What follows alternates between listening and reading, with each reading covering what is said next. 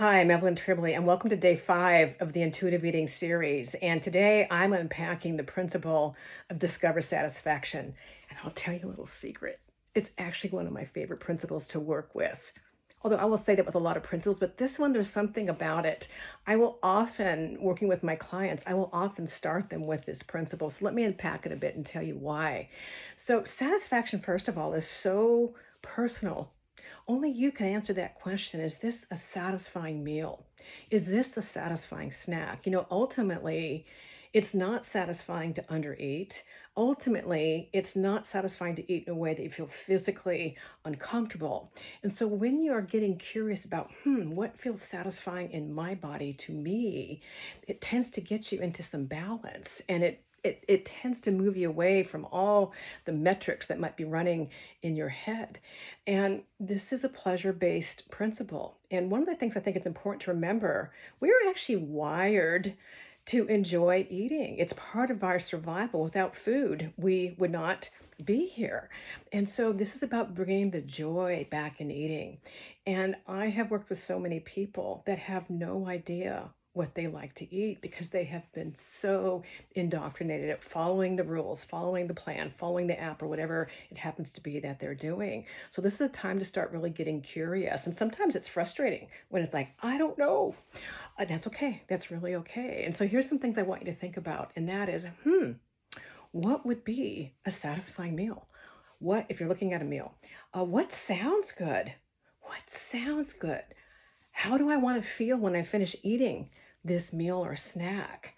How about sustaining me? How long do I want this snack or meal to sustain me? And maybe you have no idea, and that's okay. These are all very personal questions. And the thing about this principle of satisfaction, basically all the other principles of intuitive eating really revolve around it. It's kind of the hub, and it's important, and I find it really, really exciting. So a couple of things I want you to keep in mind when exploring this. There is a tendency when you've been really in diet culture for quite some time to want to just nail this, like your meals have to be like a 10 or something. It's like, no, sometimes meals are going to be ordinary. It's going to be like a pair of sensible shoes that get the job done. But they're not necessarily a thrill, and that's completely okay. We need to also consider our bandwidth. There is so much going on in the world right now. There's so much exhaustion. There's so much pain. There's so much trauma. And you might want to sit down to like an amazing meal, but you might not have the energy to put into making that kind of meal. And that's an important thing to consider, and do I have, what do I have the energy to do?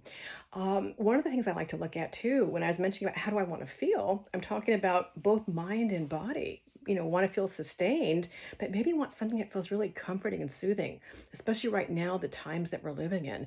Maybe some foods that maybe your mom or your grandma made that just the smell of them warmed your heart. Maybe want to make something that it's going to last all week long if you love leftovers of certain types of food. So again, these are all very personal questions.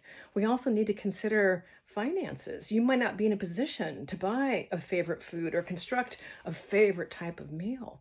And that's okay. We need to consider that. And what that might mean is you're looking more at satisfaction from what's going to fill my belly and what's going to last me a longer period of time based on what I have available to me. These are all really great questions to ask and very, very personal. So I have been just absolutely enjoying reading your comments, seeing all the engagement, seeing your insight, and also some of your frustration, which is completely normal. It's normal to feel wobbly on this, especially when you're just starting out, or especially if you're not even sure if you want to do this thing because it sounds so fuzzy. This is all about connecting to you, to your body, your needs, your tastes, and only you can know what that happens to be. And this takes some time, and that's really, really okay. So let's get started. All right.